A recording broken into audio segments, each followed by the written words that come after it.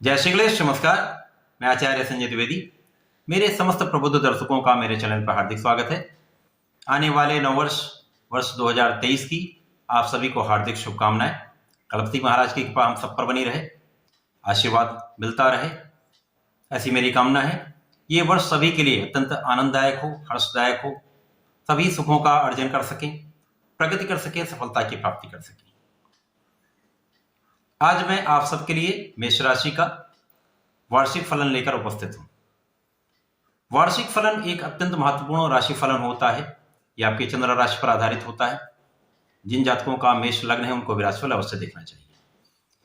वार्षिक राशिफल चूंकि पूरे वर्ष का एक वार्षिक फलन होता है, इसमें बड़े ग्रहों का बहुत महत्वपूर्ण स्थान होता है। तो यहाँ पर बड़े ग्रहों के अनुसार ही समस्त स्थितियों का आकलन करके तथा आपके लग्न की स्थिति को देखते हुए ये वार्षिक फलन दिया जाता है। 3 प्रमुख ऐसे प्लैनेट्स हैं, ग्रह हैं, जो बड़े अवधि तक एक ही राशि में भ्रमण करते हैं, जिनमें प्रमुखतः गुरुदेव बृहस्पति हैं, शनिदेव हैं तथा राहु का गोचर है। इन तीनों के आधार पर तथा आपके लग्न की स्थिति के आधार पर ये वार्षिक फलन मैं आपके लिए प्रस्तुत कर रहा हूं।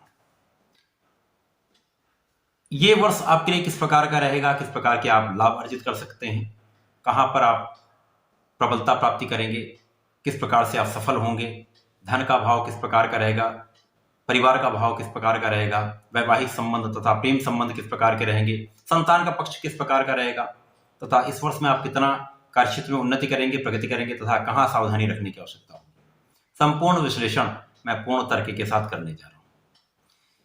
क्योंकि सनातन वर्ष सदैव ही चैत्र मास की प्रतिपदा से प्रारंभ होता है।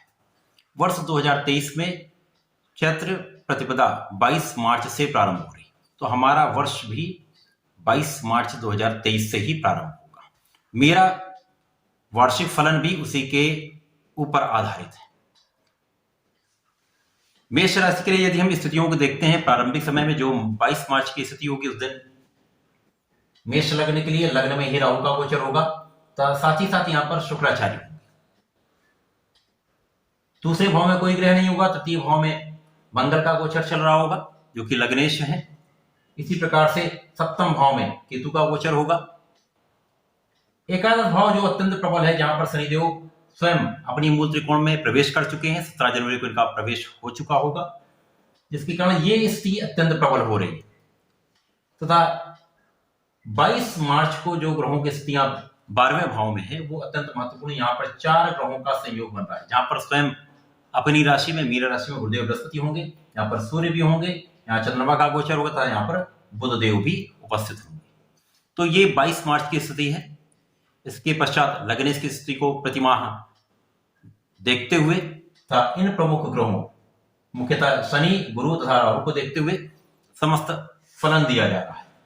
इस वर्ष की जो सर्वश्रेष्ठ आपके लाभ के कारक हैं, वो लाभ भाव में ही स्थित है शनिदेव, जो अत्यंत महत्वपूर्ण है। इसके पश्चात 22 अप्रैल को गुरुदेव, जो कि 12वें भाव में यानी 12th हाउस में है, यहां से इनका परिवर्तन आपके लग्न में हो जाएगा।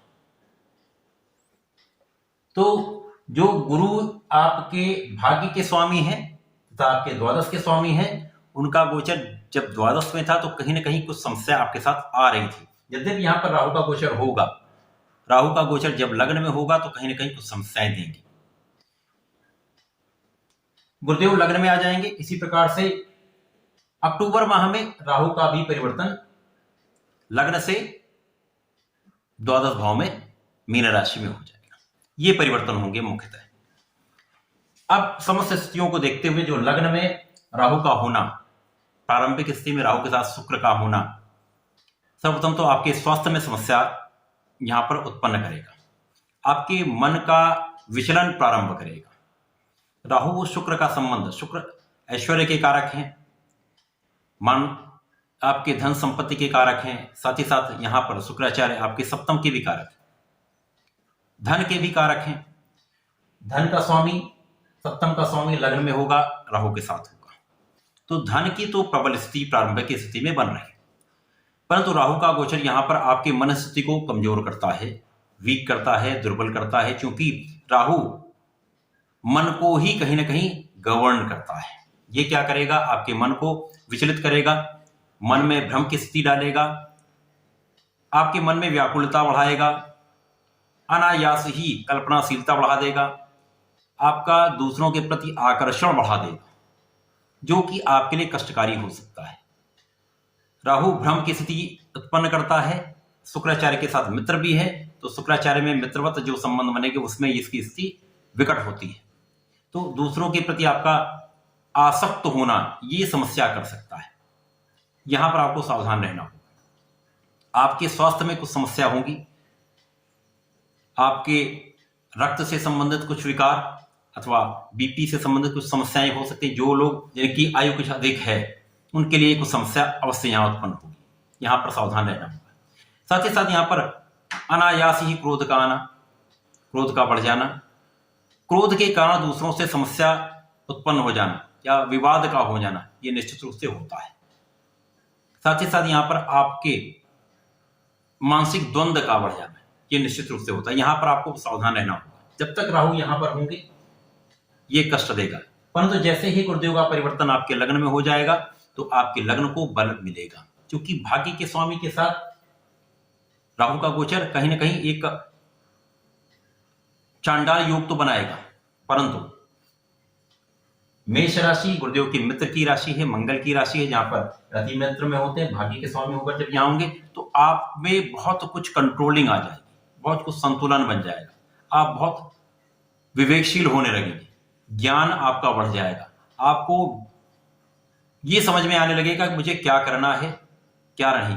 तो आपको बहुत समझदारी से यहां चलने का ढंग आ जाएगा, क्योंकि गुरुदेव जब यहां पे होंगे तो लग्न को बल मिलेगा। तो जब लग्न बलवान होती है तो निश्चित रूप से समस्याएं कम होने लगती हैं। तो यहां पर आपके विवाद कम होने लगेंगे, क्योंकि आप में विवेक आ जाएगा, ज्ञान आपका बढ़ जाएगा, शिक्षा का भाव प्रबल हो जाएगा, जिसके कारण आप यहां पर लाभ लेंगे, आपके कार्यक्षेत्र में प्रगति होने लगेगी, आपका भाग्य प्रगति करने लगेगा। गुरुदेव जब यहां पर आ जाएंगे तो गुरुदेव की प्रथम दृष्टि का प्रभाव आपके पंचम पर होगा। गुरुदेव जो कि ज्ञान के कारक हैं, शिक्षा के कारक हैं, संतान के कारक हैं, धन के कारक हैं, कार्यक्षेत्र दिलाते हैं, विवाह कराते हैं। तो मेष राशि के लिए जब लग्न में गुरुदेव आएंगे तो आपके सर्वप्रथम तो ये पंचम प्रबल हो रहा है, तो शिक्षा में आप प्रगति करेंगे। यद्यपि यहाँ पे राहु होगा, यदाकदा आपको कष्ट देगा, कुछ मन भटकाएगा, कहीं ना कहीं प्रेम संबंधों में आपको डालने का प्रयास करेगा, परंतु यहाँ पर आपको बहुत विवेक से चलना होगा। गुरुदेव हैं, आप में संतुलन बनाने की क्षमता आ जाएगी, आपको बैलेंस स्वयं करना होगा, आपके मन को, अपने मन को आपको प्रबल करना होगा, अपने आत्मबल को बढ़ाना होगा।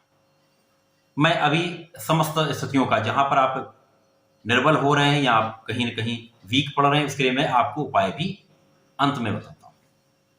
गुरुदेव का प्रभाव जब यहां पर होगा तो आप शिक्षा में सफलता प्राप्ति करेंगे, ज्ञान का भाव प्रबल होगा, साथ ही साथ आपके संतान का भाव प्रबल होगा। जिन जातकों को संतान की प्राप्ति नहीं हो पाई उनको संतान की प्राप्ति का पूर्ण योग बनता है, कुछ समस्या के साथ, परंतु यहां पर संतान की प्राप्ति अवश्य होगी। जैसे ही राहु का परिवर्तन द्वादश भाव में हो जाएगा, 100% आप संतान से सुख की प्राप्ति अवश्य करेंगे, संतान का लाभ भी आपको मिलेगा, आप शिक्षा प्रतियोगिता में सफलता प्राप्ति कर लेंगे। इस वर्ष में आप निश्चित रूप से यदि प्रतियोगिता परीक्षा की तैयारी कर रहे हैं तो निश्चित रूप से सफल रहेंगे, नौकरी का प्रयास कर रहे हैं तो सफल रहेंगे, संतान की प्राप्ति निश्चित रूप से होगी। इसके पश्चात गुरुदेव का प्रभाव के सप्तम पर भी होगा। सप्तम जो कि शुक्राचार्य की राशि है, यहाँ पर गुरुदेव का प्रभाव होगा तो ये भाव प्रबल होगा। आपके कार्य क्षेत्र में या आप जहां पर बिजनेस करते हैं, वहां पर पार्टनरशिप में काम करते हैं, तो वहां पर वो भाव प्रबल होगा, जिसके कारण आप लाभ लेंगे। जैसे ही राहु का परिवर्तन होगा तो केतु का भी परिवर्तन यहां से आपके षष्ठम भाव में हो जाएगा, यहां पर सप्तम प्रबल हो जाएगा, जिसके कारण आपके विवाह का योग बन जाएगा। तो इस वर्ष में अक्टूबर से लेकर मार्च तक जो वर्ष हमारा बनता है उसमें आपके विवाह का योग 100% बनेगा, जीवन साथी के साथ संबंध भी अच्छे रहेंगे। वर्तमान स्थिति में जो आपके वैवाहिक संबंधों की स्थिति है उसमें विवाह का योग बनेगा, परंतु कहीं ना कहीं कुछ समस्याएं आएंगी। वैवाहिक संबंध आपके कुछ मतभेदपूर्ण रहेंगे, कुछ क्लेश की स्थिति रहेगी, परंतु गुरु के आने के पश्चात स्थिति यहां पर कंट्रोल में आ जाएगी, नियंत्रण में रहेगी। गुरुदेव का प्रभाव आपके भाग्य पर होगा, जो कि स्वयं गुरुदेव की राशि है। ये भाव आपका सर्वश्रेष्ठ फलदायक है। गुरुदेव जब अपने मित्र की राशि में बैठकर भाग्य को देखेंगे तो भाग्य को कई सौ गुना बढ़ा देंगे। आपका भाग्य प्रबल हो जाएगा, भाग्य जागृत हो जाएगा। जो भाग्य का साथ अभी तक आपको नहीं मिल रहा था, यहां पर 100% आपको भाग्य का साथ मिलने लगेगा। जब भाग्य का साथ होता है, आपका परिश्रम अच्छा होता है, आपकी लग्न बलवान होती है, तो आप सफलता प्राप्ति 100% करते हैं। तो अब आपके साथ वो स्थिति बनेगी, आप सफलता प्राप्ति करने लगेंगे। राहु जब तक यहां पर है तो राहु नियमित रूप से, क्योंकि मेष राशि है, मंगल की है, यहां पर शत्रु भाव होता है, आपके लिए यहां पर अवरोध उत्पन्न करते रहेंगे। शिक्षा, संतान, प्रेम, तीनों भावों में ये अवरोध करेंगे, परंतु जैसे ही इनका परिवर्तन होगा ये भाव प्रबल हो जाएगा, आपको लाभ मिलेगा। इसी प्रकार वैवाहिक संबंधों में राहु की स्थिति क्लेश करने वाली होगी, विवाद कराने वाली होगी। भाग्य को भी रोकेंगे राहु। जैसी गुरुदेव की दृष्टियां हैं वैसी राहु की दृष्टियां हैं, परंतु गुरुदेव के आने के पश्चात राहु का प्रभाव कहीं न कहीं गुरुदेव के साथ समन्वित होने लगेगा, तो आपको लाभ मिलने लगेगा। तो अप्रैल के बाद से ही आपके भाग्य की प्रबलता आपको बहुत लाभ देगी। इसके पश्चात जो प्रबल रूप से आपका भाव प्रबल हो रहा है वो आपका एकादश है। एकादश भाव जहां पर शनिदेव मंगल की राशि के लिए अत्यंत कारक नहीं है, परंतु जैसा कि ज्योतिषी सूत्र कहता है, महर्षियों ने ऐसा लिखा है, कहा है, बताया है कि एकादश भाव में प्रत्येक ग्रह एक अच्छा फल देते हैं। शनिदेव जब यहां पर होंगे, ये पूरे वर्ष रहेंगे, तो आपके लिए ये भाव आपके जीवन का अत्यंत श्रेष्ठ फलदायक समय होने वाला है। पूरा वर्ष शनिदेव यहां रहकर आपके लग्न को बल प्रदान करेंगे, आपके पंचम को प्रबल करेंगे।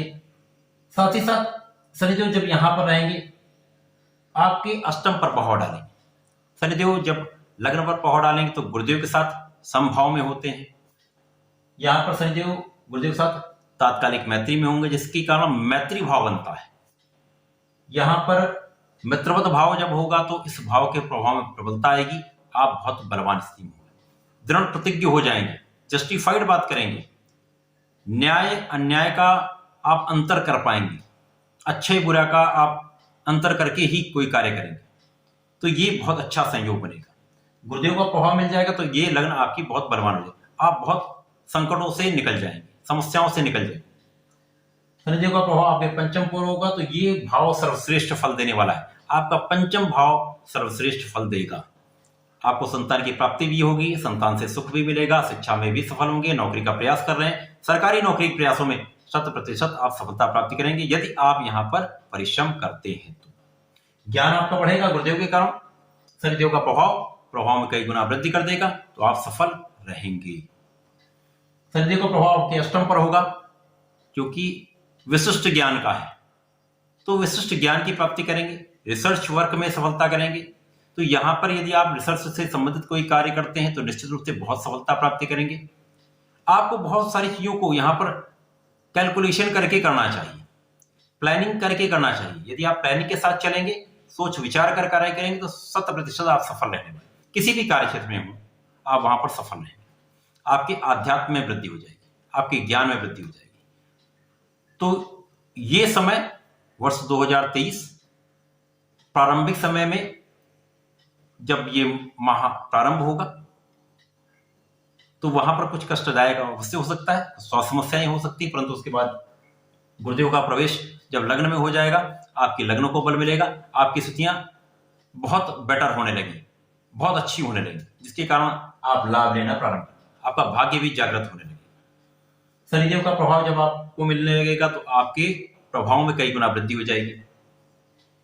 जैसे ही राहु यहां पहुंच जाएगा तो आपकी स्थिति अत्यंत बलवान हो जाएगी, तब आप प्रचुर मात्रा में लाभ लेंगे। आपके लग्न की प्रबलता से आपका धन का भाव प्रबल होगा, साथ ही साथ गुरुदेव के प्रभाव के कारण आपका पंचम भी प्रबल होगा, आपका विवाह का योग बनेगा, प्रेम संबंध अच्छे रहेंगे, साथ ही साथ आपके कार्यक्षेत्र में बहुत प्रबलता आ जाएगी। कार्य क्षेत्र आपका बहुत अच्छा रहने वाला है, जहां पर आप नाम भी लेने वाले हैं, आप प्रगति भी करने वाले हैं, तो आपको मान सम्मान भी मिलने वाला है। तो वर्ष 2023 प्रारंभिक समय में कुछ कष्टदायक है।